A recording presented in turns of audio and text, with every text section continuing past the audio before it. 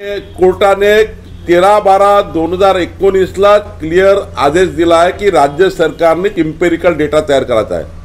केंद्र कशाला इंटरव्हेन्शन कराल? आणि राहिला केंद्राचा प्रश्न, तर केंद्राने योग्य वेळी सांगितलं ना, योग्य वेळी रिव्ह्यू पिटिशन केली. शेवटी राज्य सरकारने 2 वर्ष महाराष्ट्र सरकारने चालढकल केली. हे यांना माहीत होतं की इम्पेरिकल डेटा हा राज्य सरकारनेच करायचा आहे. हे केंद्राकडे जाणीवपूर्वक बोट दाखवत होते. केंद्राचा डेटा हा राज्याच्या या निवडणुकीच्या कामाचा नाही आहे.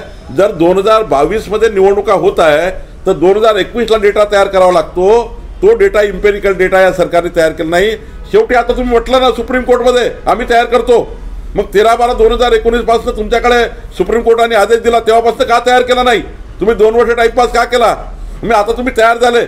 आताही राज्य निवडणूक राज्य ओबीसी आयोगाला राज्य सरकारने अजून सपोर्ट केला नाही आहे. मानव संसाधन दिलं नाही आहे. 435 कोटी ऐवजी फक्त 5 कोटीच दिले आहे. बजेटमध्ये प्रिंट झालं आहे, अजूनही पैसा पोहोचला नाही आहे. मानव संसाधन दिले नाही आहे. आणि त्यामुळे राज्य सरकार नेहमीच ओबीसीच्या विरुद्ध आहे. राज्य सरकारला धननांडग्या लोकांना ओबीसी या जागेवर लढायचा आहे. आता 105 नगर पंचायतमध्ये हीच परिस्थिती निर्माण झाली. आणि आजच्या केसमध्ये तर हद झाली की आज जर सुप्रीम कोर्ट तयार होतं तर राज्य सरकारच्या वकिलांनी वेळ वाढवून घेणं हे काही योग्य नहीं है, ये चूक है. सुप्रीम कोर्ट में ओबीसी आरक्षण को लेकर सुनवाई थी. आज सभी केंद्र सरकार, राज्य सरकार, मेरा खुद का इंटरवेंशन था, मध्य प्रदेश सरकार भी थी, लेकिन ऐन वक्त के ऊपर राज्य सरकार के वकीलों ने समय बढ़ाकर मांगा. उन्होंने कहा कि 15/12/2021 को जो सुप्रीम कोर्ट ने निकाल दिया उसको रिकॉल करना है. ये रिकॉल करने का एप्लीकेशन वो 4 दिन पहले या 15/12/2021 को जो आदेश आया था उसके बाद भी कर सकते थे. लेकिन जानबूझकर जब सुनवाई चालू होने वाली है ऐसे समय पे समय बढ़ाने की एप्लीकेशन देकर फिर एक बार ओबीसी समाज पर अन्याय करने का काम राज्य सरकार ने किया. राज्य सरकार जानबूझकर टाइम पास कर रही है. 13/12/2019 को जब सुप्रीम कोर्ट ने आदेश दिया था कि डेटा तैयार करो, तब से डेटा तैयार नहीं किया. अब डेटा तैयार करने की तैयारी की है, 3 महीने मांगा है सुप्रीम कोर्ट को, तो अभी और टाइम पास कर रही है. राज्य सरकार ने फिर एक बार ओबीसी समाज पर आज की केस में अन्याय किया है. राज्य सरकार सीरियस नहीं है. मंत्री केवल बोलते रहते हैं, वकील उनके वक्त के ऊपर पलट जाते हैं. ये कोई अच्छा नहीं है. राज्य सरकार की वकील की गलतियों से आज फिर एक बार ओबीसी समाज की सुनवाई नहीं हो पाई है. आज सुप्रीम कोर्ट मध्ये ओबीसीच्या आरक्षणाच्या सुनावणीमध्ये मी इंटरव्हेन्शन केलं होतं, पण ही केस 2 दिवसांनी पुन्हा पुढे ढकलण्यात आली. राज्य सरकारच्या वकिलांनी 2 दिवस वाढवून घेतले आणि सांगितलं की 15/12/2021चा जो सुप्रीम कोर्टाचा आदेश आहे तो रिकॉल आम्हाला करायचा आहे. राज्य सरकारच्या वकिलांनी 4 दिवसापूर्वी हे करता आलं असतं, पण ऐन वेळेवर जेव्हा सेंट्रल गव्हर्नमेंट, राज्य सरकार, मध्य प्रदेश सरकार आणि आमचे इंटरव्हेन्शन असताना ना, आज आम्ही पूर्ण तयारी केली असताना राज्य सरकारने पुन्हा पळपुटेपणा केला आणि ओबीसी आरक्षणाच्या केसमध्ये पुन्हा वेळ काढूपणा केला. राज्य सरकार हे पहिल्यापासूनच ओबीसीच्या आरक्षणाच्या विरोधात आहे.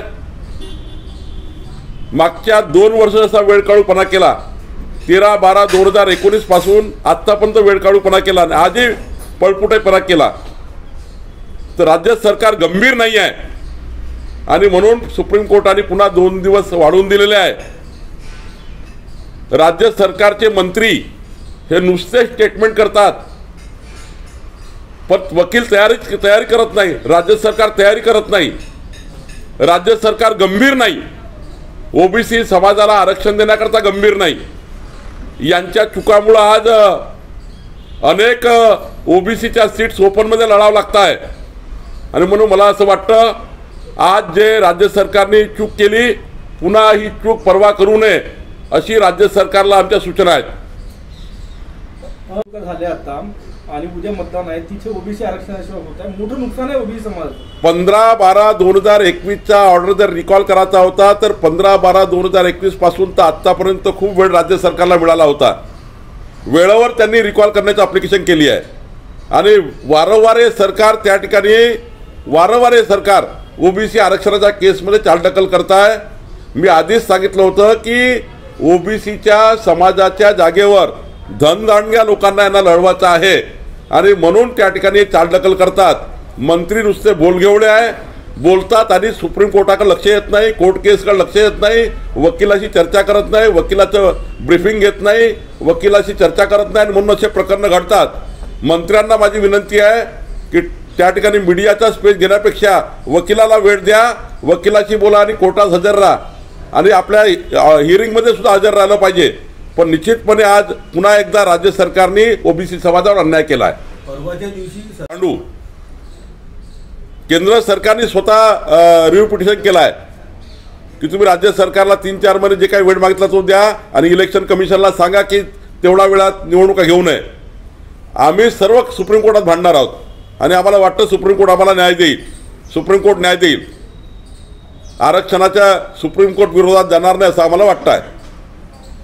राज्य सरकारने 3 महिन्याच्या आतमध्ये इम्पेरिकल डेटा तयार करतो अशी जबाबदारी स्वीकारलेली आहे. राज्य सरकारने 3 महिन्यामध्ये इम्पेरिकल डेटा तयार करावा आणि राज्य निवडणूक आयोगाने 3 महिने पुढच्या निवडणुका फेब्रुवारी, मार्च, एप्रिलमध्ये येणाऱ्या निवडणुका घेऊ नये असं इंटरव्हेन्शन आमचं आहे. केंद्र सरकारने सुद्धा रिव्ह्यू पिटिशन केलं आणि म्हटलं आहे की 3 महिन्यापर्यंत राज्य सरकारला वेळ द्या. राज्य सरकार वेळ मागताय. मध्य प्रदेश सरकारने हेच म्हटलं आहे.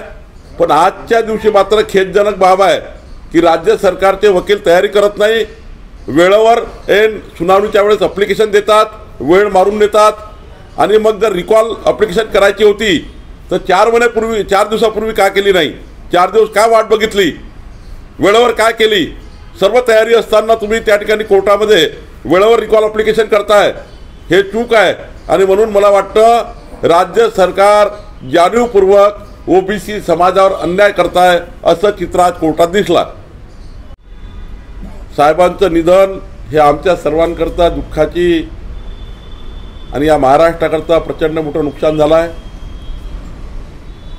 ND पाटील साहेब हे शेतकऱ्यांकरता मोठा लढा देणारे समाजसेवी होते, राजकारणी होते.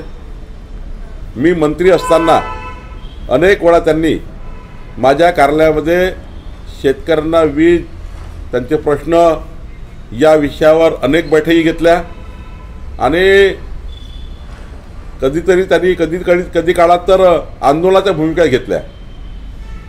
महाराष्ट्राचं आज मोठं नुकसान झालं आहे. महाराष्ट्राच्या शेतकऱ्याचं मोठं नुकसान झालं. एक चांगला मार्गदर्शक आमच्यामधून गेला. मी त्यांना श्रद्धांजली व्यक्त करतो.